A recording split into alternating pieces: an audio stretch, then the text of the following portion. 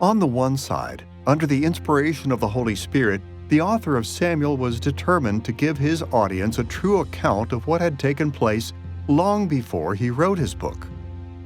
He wrote about what we'll call that world, the world of historical events reported in his book. The first event he reported was Samuel's birth in 1 Samuel chapter 1, verses 1 through 28. Biblical and archaeological evidences indicate that Samuel was born sometime around 1070 BC. And the last historical event he reported recounts David's last words in 2 Samuel chapter 23, verses 1 through 7. This speech was most likely one of David's final official royal declarations, delivered near his death around 970 BC.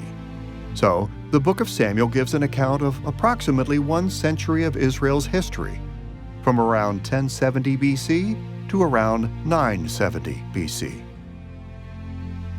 It would be difficult to overestimate how important this century was in the development of God's kingdom in Old Testament times.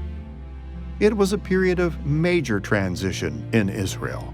When Samuel was born, Israel was in disarray under the failing leadership of Judges and Levites.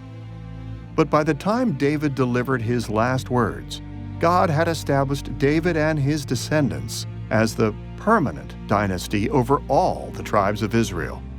The author of Samuel designed his book to explain how a number of crucial events led to these dramatic changes in Israel. As we've just said, the events recorded in the book of Samuel were all part of what we've called that world.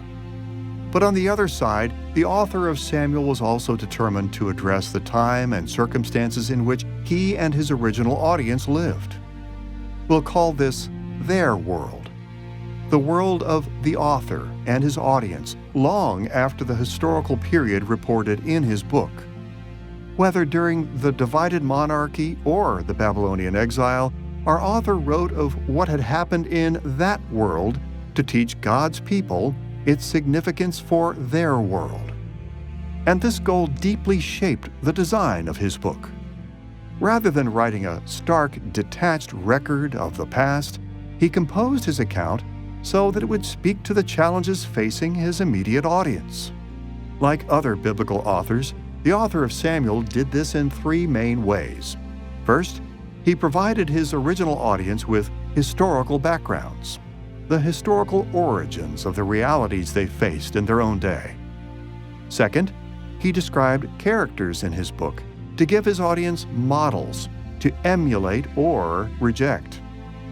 And third, he wrote about a number of events in that world that showed how they were foreshadows of his audience's experiences in their world.